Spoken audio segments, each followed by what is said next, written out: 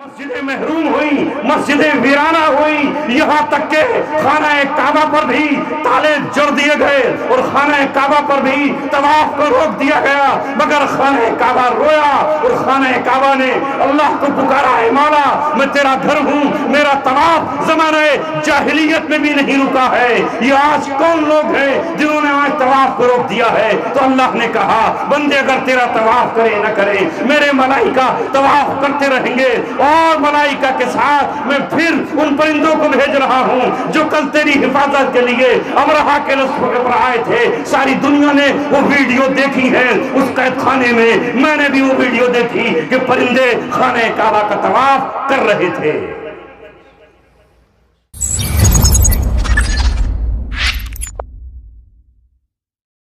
جناب حضرت مولانا مفتی عبدالسمیع صاحب